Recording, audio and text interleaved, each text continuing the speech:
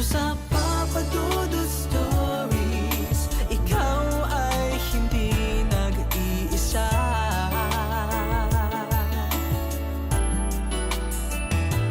Dito sa Papa Dudut Stories, may nagmamahal sa'yo. Papa Dudut Stories, Papa Dudut Stories. Dear Papa Dudut, sa lahat po ng mga nakatutok ngayon, huwag kalimutan na mag-like, mag-share at mag-subscribe.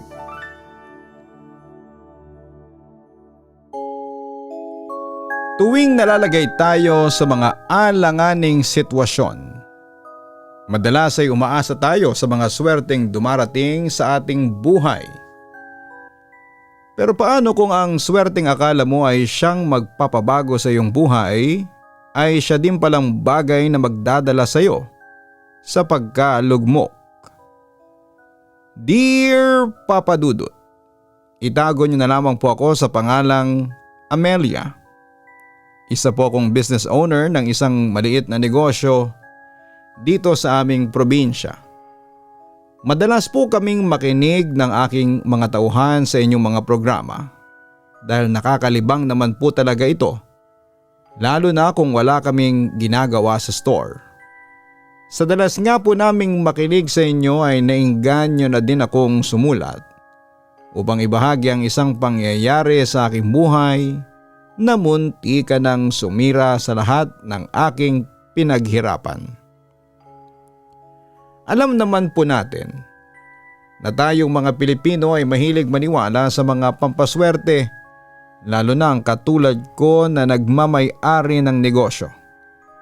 May pagkakataon po kasi talaga na mahina ang kita ng aming store, ngunit kahit papaano naman ay nakakaraos kami. Ngunit dumating din po ako sa point ng aking buhay na talagang walang kinikita ang aking negosyo. Kaya naman, ilagay ko ang aking kapalaran sa swerte. Netong mga nakalipas na buwan ay may nauso pong pampaswerte na nabibili online. Ito po yung tinatawag nilang Buena Fortuna. Kung hindi po kayo pamilyar dito, ang itsura nito ay isang imahe ng babae na may piring sa mata at kulay ginto. Marami po akong naririnig tungkol sa hatid nitong swerte sa sinumang magmamay-ari nito. Sa kadahilan ng medyo desperada na ako dahil may mga tauhan din akong umaasa sa aking negosyo, ay bumili po ako nito. Medyo alangan pa ako kung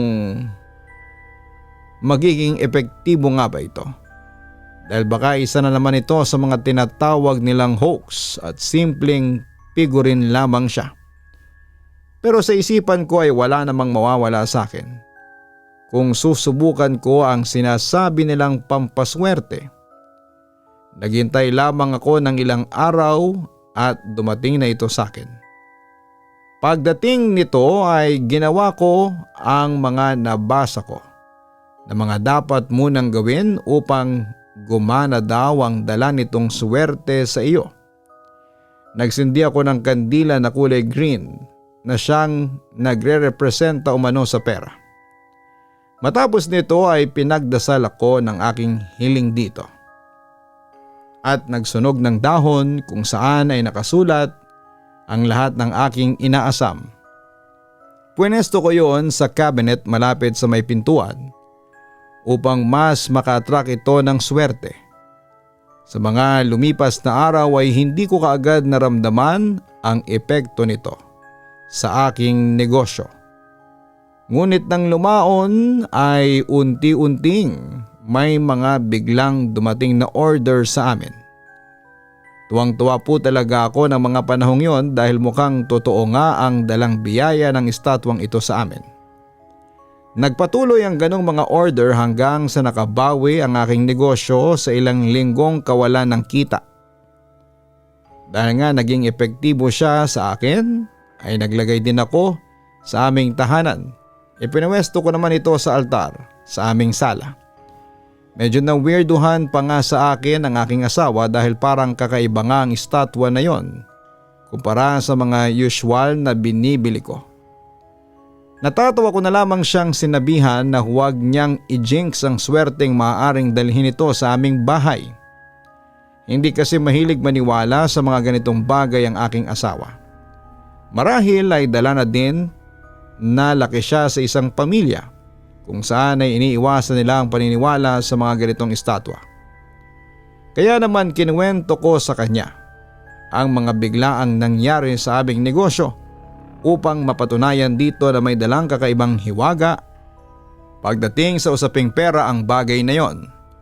Halata sa mukha ng aking asawa na medyo nagdududa siya pero hinayaan na lamang niya ako. Lumipas nga ang halos 1 buwan at patuloy pa din ang swerteng dala nito sa akin. Dahil lumalakas naman na ang kita ng aking negosyo, naisipan kong i-blow out ang aking mga tauhan. Kung wala sila ay hindi din naman kasi magpa-function ng maayos ang aking negosyo.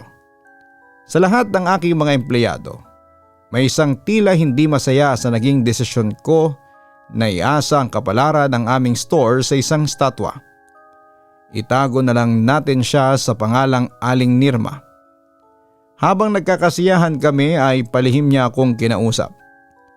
Noong dinisplay ko pa lamang ang estatwang yon ay tutol na daw siya. Ayon sa kanya, ay may kakaiba siyang nararamdaman dito kaya't hanggat maaari ay ayaw niyang nakikita ito. Hindi lamang niya agad sinasabi sa akin noon dahil nakikita niya na mukhang desidido na ako sa aking ginagawa. Pinaliwanag ko naman sa kanya na wala namang masama kung maniwala ako dito, lalo pa nga tila may nakikita naman akong resulta. Hindi naman na siya tumutol pa sa akin ngunit tumatak sa aking isipan ang kanyang mga sinabi. Sana nga po ma'am, swerte lang talaga ang dala niya. Wala sanang hinging kapalit sa inyo ang estatwang yan. Sa totoo lang ay medyo nakaramdam ako ng inis noon kay Aling Nirma dahil parang may pananakot ang kanyang binigas na salita. Sa isipan ko noon ay kung ayaw niyang maniwala ay hayaan na lamang niya sana ako sa aking kagustuhan. Hindi na kailangang mag-iwan pa siya ng ganong mga kataga na akala mo ay nagbabanta ito. Ayaw ko din namang masira ang mood ko kaya naman nag-focus na lamang ako sa kasiyahan naming yon. Nang matapos na ay nagkanya-kanya na kaming uwian. Habang nasa biyahe ako pa uwi ay hindi ko maiwasang isipin ang mga sinabi ni Aling Nirma sa akin. Matagal na din naman matapos kong makuha ang statwang yon, ngunit wala naman kung anong nangyayari sa akin o sa pamilya ko. Marahil ay iba lang talaga ang tingin ni Aling Nirma sa mga ganong bagay katulad na din ng aking asawa. Pag-uwi ko ng aming bahay ay ramdam ko na ang pagod. Kaya naman pagkatapos kong maglinis ay nahiga na din ako at hindi ko na nahintay pa ang aking asawa at nakatulog na ako. Sa lalim ng aking pagkakahimbing ay hindi ko na yata naramdaman at tumabi siya sa akin dahil noong maalimpungatan ako ay nasa tabi ko na ang aking asawa. Nakangiti ko pa siyang tinignan habang nakatalikod ito sa akin at mukhang mahimbing na ang pagkakatulog. Nakaramdam din ako ng uhaw kaya naman nagpa siya akong bumaba muna sa kusina upang uminom. Hindi ko na binuksan ang ilaw sa aming kwarto dahil baka magising pa ang aking asawa. Kabisado ko na din naman ang daan kahit pa nga medyo madilim doon. Muli ko siyang nilingon upang makasigurado na hindi ko na siya naistorbo. Tahimik pa din naman itong natutulog at rinig ko pa nga ang kanyang paghinga. Pagkababa ko sa kusina ay ginawa ko na rin kaagad ang aking dapat na gawin. Paakyat na sana muli ako ng kwarto nang may biglang may mag-doorbell. Nakakunot no akong tinignan ng oras, 12:00 na ng hating gabi. Napapatanong ako ng mga panahong yon kung sino ang bibisita sa amin ng ganong kaalanganing oras. Dahan-dahan akong nagtungo sa may bintana dahil tanaw doon ang labas ng aming pintuan. Sinilip ko muna ito upang makasigurado na hindi masamang tao ang naroroon. Halos manlaki ang aking mata nang makita ko dito ang aking asawa. Susuray-suray ito at parang lasing pa nga ang itsura. Muli nitong pinindot ang doorbell sabay tawag sa aking pangalan. Nakaramdam na ako ng kaba ng mga oras na ito. Sino itong nasa labas samantalang ang alam ko ay nasa kwarto na ang aking asawa. Napatakbo ako sa kwarto at binuksan ko ang ilaw doon. Ngunit walang sino man ang nasa higaan at halos manlamig ang aking katawan. Natutuliro ang aking isipan dahil sigurado ako na may katabi ako kanina sa higaan. Ilang beses ko pa nga itong tinignan bago ako bumaba. Dahil natatakot na ako ng mga oras na yon ay muli akong bumaba upang babuksan ang aking asawa. Halata sa mukha nito ang pagkairita dahil natagalan ang pagbubukas ko ng pintuan. Ngunit nang makita niya ang aking itsura ay parang nahimasmasan siya sa kanyang pagkalasing at tinanong kaagad kung ano ang problema ko. Inupo niya ako sa may sala at doon ay muli niya akong tinanong. Doon ako maluhalo ang nagkwento sa kanya ng aking mga naranasan. Nagtataka naman niya akong tinignan. Imposible daw na siya yung nasa tabi ko kanina dahil kakauwi pa lamang niya galing sa bahay ng kanyang kaibigan. Nag-text pa nga daw siya sa akin. Wala naman ako nabasang text noon dahil nga pagka-uwi ko ay nakatulog na din agad ako. Tinanong ko din siya kung bakit hindi na lamang niya ginamit ang kanyang susi upang makapasok sa bahay. Nakalimutan daw niya ito sa aming silid kaya naman nag-doorbell na lamang siya. Nang magaya na siyang umakyat sa kwarto, medyo alanganin pa ako dahil nga sa nangyari kanina. Nakita naman ito ng aking asawa at sinabi nito na marahil daw ay namali lamang ako ng tingin. Dahil madilim nga sa kwarto at medyo lasing din ako dahil nga sa party namin kanina.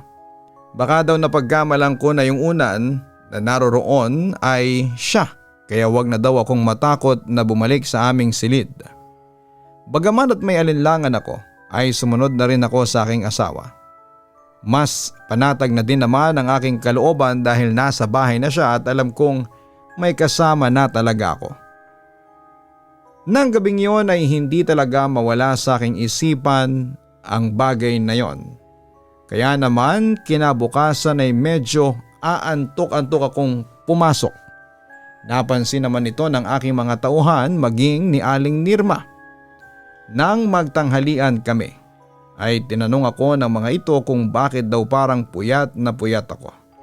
Biniro pa nila ako na mukhang tinamaan daw ako ng husto. Sa aming kasiyahan kahapon kaya may hangover pa ako. Nginitian ko na lamang sila dahil wala din ako sa mood ng mga oras na yon upang makipagbiruan sa kanila. Tanging si Aling Nirma lamang ang siyang tahimik na nakamasid sa akin at hindi ako ginugulo.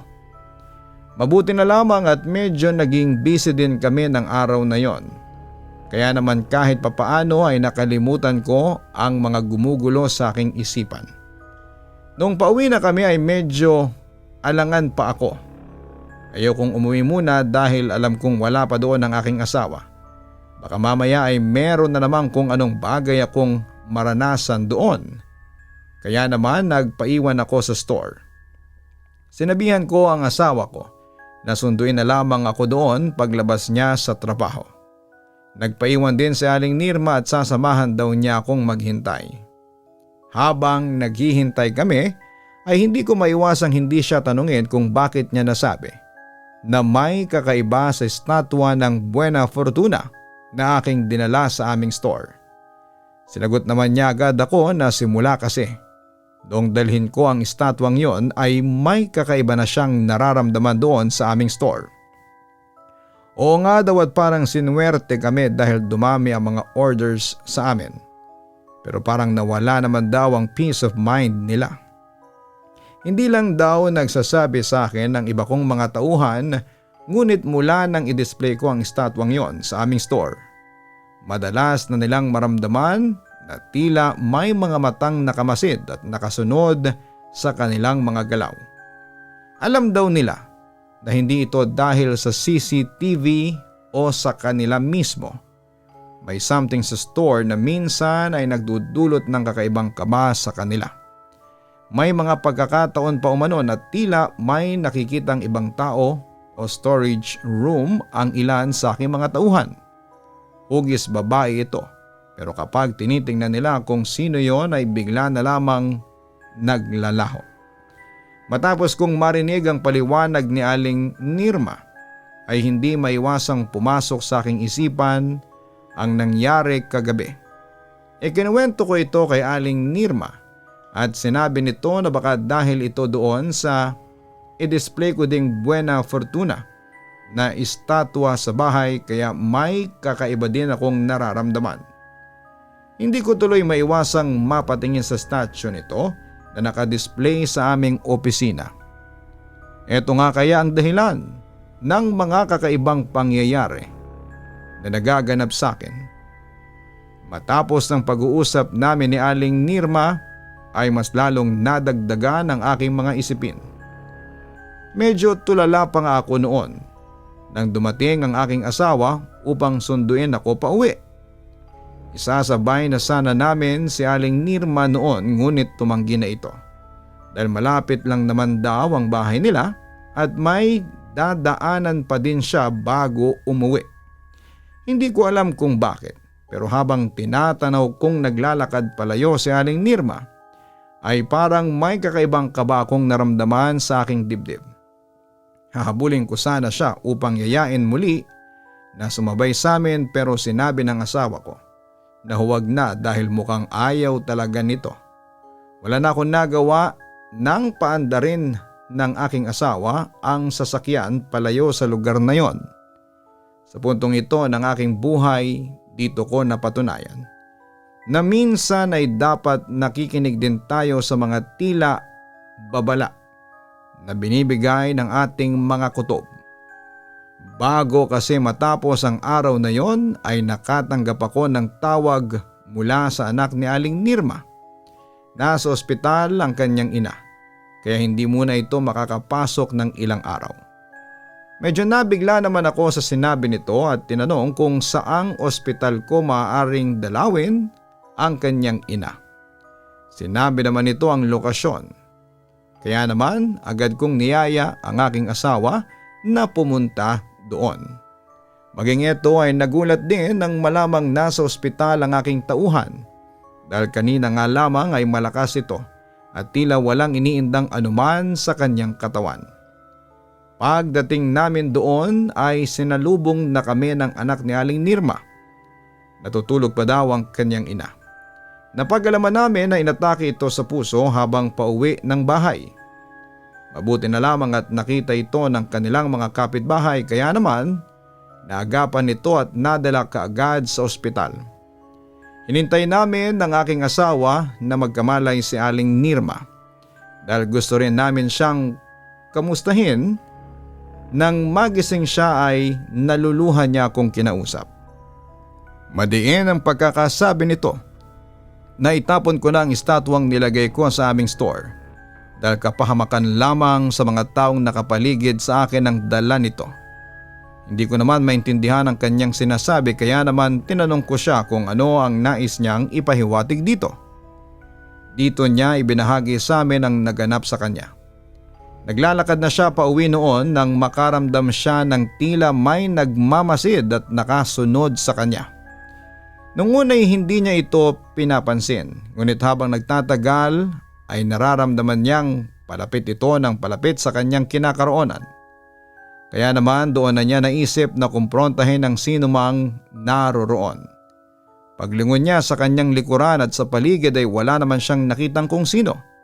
Kaya naman nagpasa siyang ipagpatuloy na ang kanyang paglalakad. Ngunit pagharap niya ay doon niya nakita ang isang babae na may mahabang buhok, nakatayo lamang ito na para bang may hinihintay at nakabaling ang kanyang ulo sa may gilid. Hindi na daw sana niya ito bibigyan pa ng pansin. Ngunit nung humakbang kasi siya palakad ay humakbang din ito. Tila ginagaya nito ang kanyang ginagawa ngunit hindi naman ito nakatingin sa kanya. kaya medyo duda din siya sa kanyang naiisip. Upang tingnan kung tama nga ang kanyang hinala ay humakbang muli siya. Ganon muli ang ginawa ng babaeng nasa harapan niya. Nakaramdam na siya ng takot ng mga oras na yon, kaya naman sa ibang way na lamang sana siya dadaan upang iwasan ito. Ngunit nagulat siya nang bigla itong mabilis na naglakad patungo sa kanyang direksyon. Tila kinakaladkad lamang nito ang kanyang mga paa, kaya naman napatakbo siya palayo dito. Marahil dahil na din sa pagkabigla niya ay inatake siya sa puso. Bago pa man siya makarating sa kanilang bahay, habang wala siyang malay ay doon niya na-realize na ang babaeng nakaharang sa kanya na yon ay kamukha ng statwang nasa aming store. Humingi siya ng paumanhin sa akin, kaya't hanggat naroroon daw ang bagay na yon ay hindi siya babalik sa aming store. Tahimik lamang ako sa buong biyahe namin pauwi ng aking asawa. Hindi ko alam kung maniniwala ba ako sa mga sinabi sa akin ni Aling Nirma. Ayoko namang mawala ang isa sa mga pinakamatagal at pinagkakatiwalaan kong tauhan sa store, ngunit ayoko ding tanggalin ang nagbibigay ng suwerte sa akin. Upang makapagdesisyon ay humingi ako ng tulong sa aking asawa. Hiningi ko ang kanyang opinyon ukol sa bagay na yon. At tulad ng sinabi ni Aling Nirma ay nais din ng aking asawa na alisin na ang bagay na yon sa aming store at bahay dahil hindi din maganda ang kanyang pakiramdam dito. Nagdadalawang isip talaga ako, kaya naman sinabihan ko noon ang aking asawa na titignan ko muna at baka naman kasi nagkataon lang ang mga naganap at nagkakamali lamang ang aming tauhan sa kanyang mga nakikita. Napabuntong hininga lamang ang aking asawa, sabay sabi sa akin na nagtanong pa daw ako sa kanya, hindi ko naman pala ito susundin at papairaling ko lamang ang katigasan ng aking ulo. Sumama ang loob ko sa mga sinabi niyang ito. Sa isipan ko ay hindi niya ako naiintindihan, kaya gano'n na lamang siyang magsalita sa akin. Pagdating namin sa bahay ay hindi ko siya pinansin at dumiretso na lamang sa aming kwarto upang matulog. Naramdaman ko na tumabi siya sa akin, ngunit hindi ko pa din siya pinansin.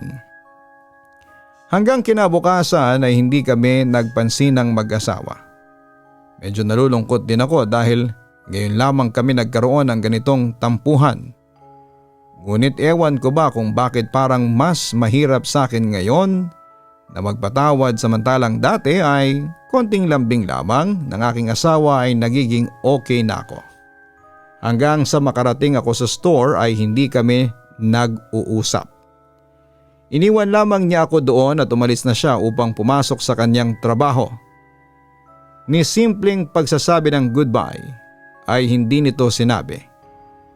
Kaya naman mas lalong nadagdagan ang aking sama ng loob.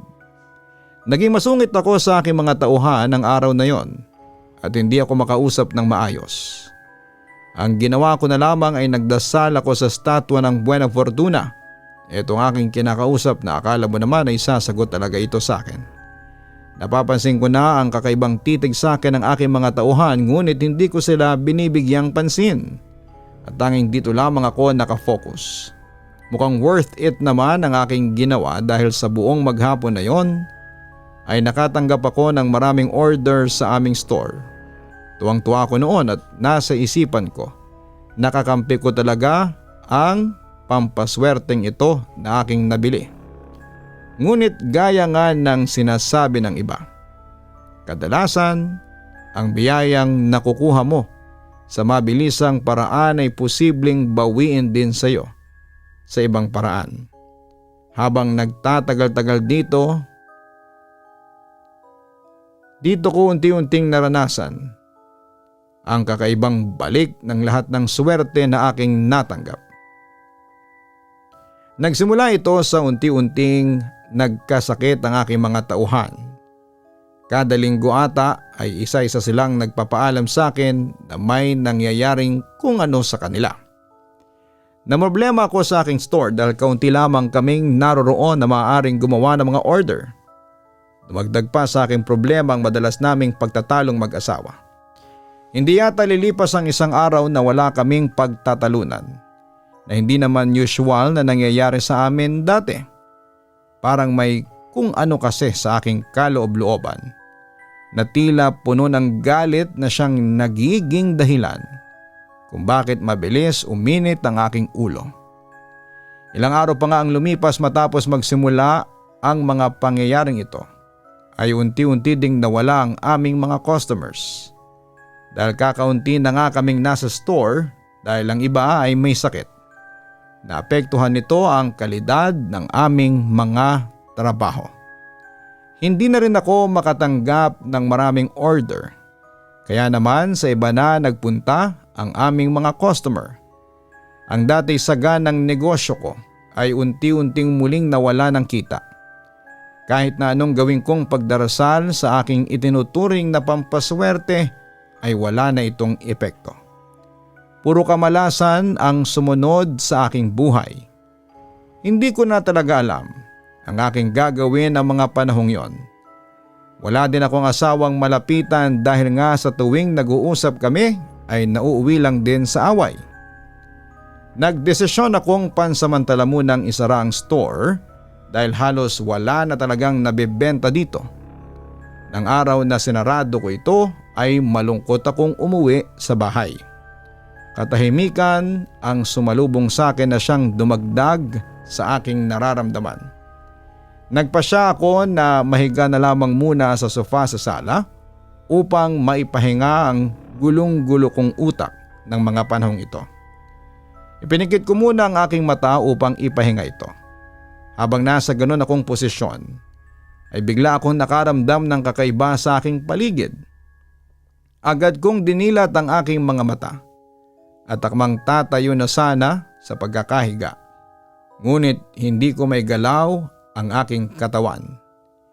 Pinilit kong ikilos kahit pa nga ang aking mga daliri ngunit bigo ako. Maya-maya ay nakarinig ako ng mga mabibigat na hakbang na papalapit sa akin. Gusto ko mang tingnan kung kanino nang gagaling ang mga yabag ng paa na yon, ngunit hindi ko talaga magawang igalaw ang aking katawan. Halos mapasigaw ako nang mula sa aking uluhan ay may sumilip sa aking isang babae. Mahaba ang medyo wavy nitong buhok at ang mga mata nito ay namumuti. Kahit ganoon ay ramdam ko ang tila titig nito na tumatagos sa aking pagkatao. Halos naiiyak na ako ng mga oras na yon dahil sa sobrang takot na aking nararamdaman. Ilang saglit pa ay inilapit nito ang kanyang mukha sa akin at marahang ngumiti. Hinaplos din ito ang aking mukha at ramdam ko ang lamig ng kanyang mga palad na dumampi sa aking pisngi. Gusto kong sumigaw, magwala at itulak siyang palayo ngunit wala talagang nangyayari. Paralisado ako ng oras na yon at akala ko ay mananatili lamang ako sa ganong kalagayan, ngunit nang biglang bumukas ang pintuan sa bahay, ay bigla ding nawala ang babaeng yon. Matapos niyang maglaho sa aking paningin, ay doon ko lamang muling naikilos ang aking katawan. Mabilis akong tumayo sa aking pagkakahiga at sinalubong ang kakauwi ko pa lamang na asawa. Nagulat siya nang bigla ko siyang yakapin ng mahigpit at umiyak dito na parang bata.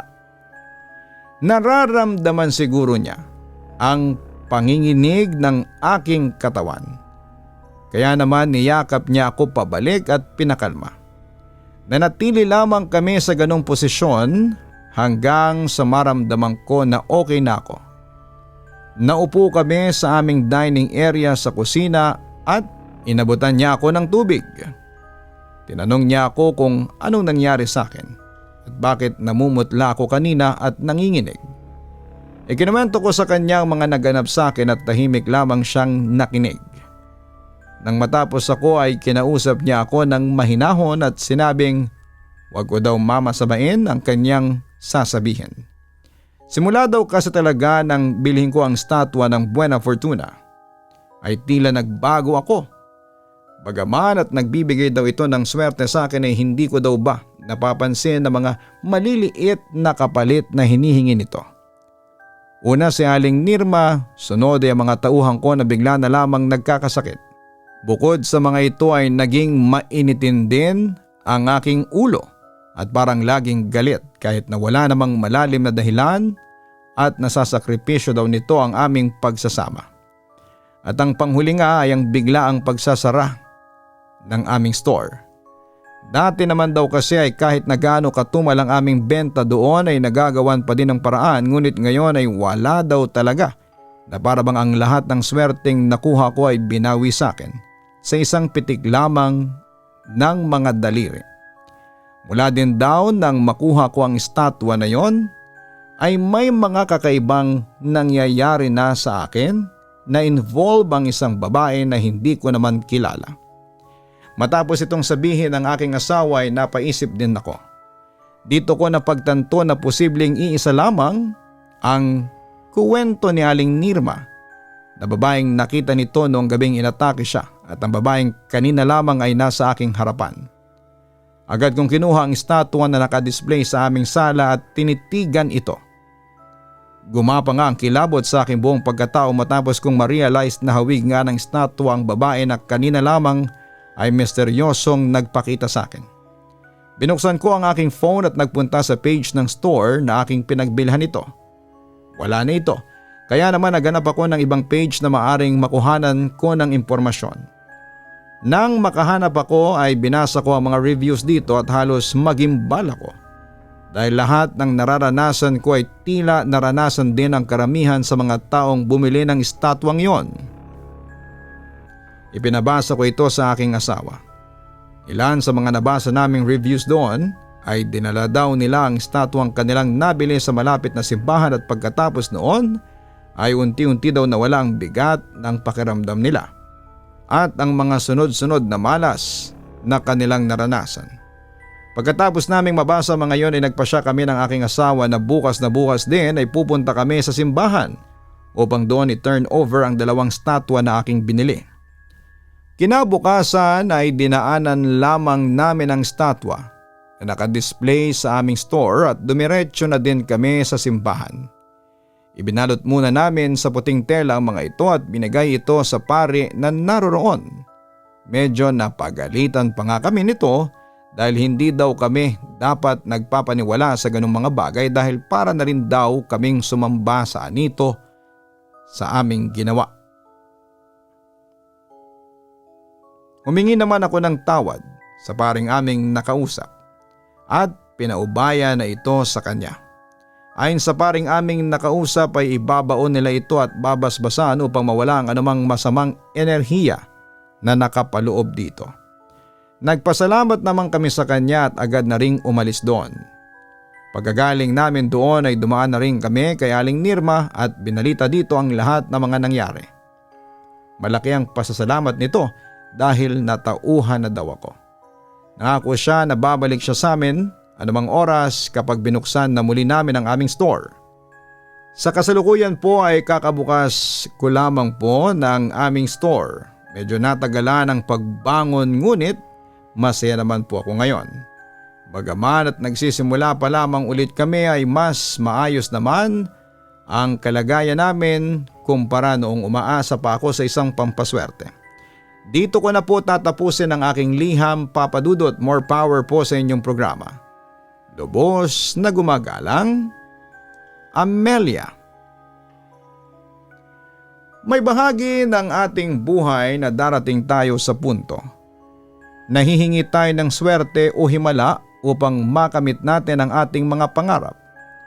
Ngunit bago sana tayo umasa dito, lagi sana nating tandaan na mas masarap sa pakiramdam ng lahat ng iyong mga pinapangarap ay iyong nakamit dahil sa sarili mong pagsisikap. Huwag sana nating kakalimutan na kahit wala ang mga pampaswerte, ay nandyan ang ating Panginoon na lagi namang nakagabay at nakikinig sa atin. Kailangan lamang na tayo'y kumilos din dahil ang katuparan ng ating mga mithiin sa buhay ay sa ating mga paladin na kasalalay.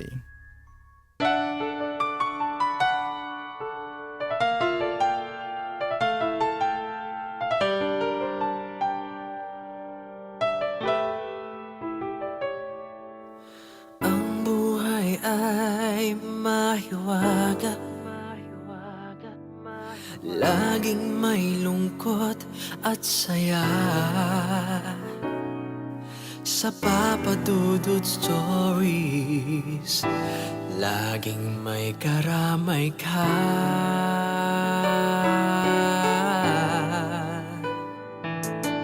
Mga problemang kay bigat, dito ay pakikinggan ka. Sa Papa Dudut Stories, kami ay iyong kasama. Dito sa Papa Dudut Stories, ikaw ay hindi nag-iisa.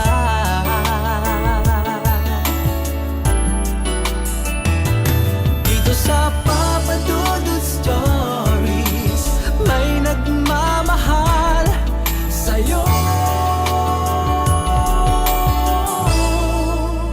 Papa Dudut Stories, Papa Dudut Stories,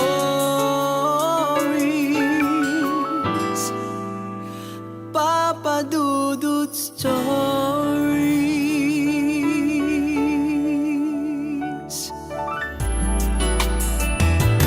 Dito sa Papa Dudut Stories, may nagmamahal sa'yo. Papa Dudut Stories, Papa Dudut Stories. Hello mga ka-online, si Papa Dudut po ito. Nag-enjoy ka ba sa ating kwento ngayong araw? Huwag kalimutan na i-share, mag-like at mag-subscribe. Maraming salamat po.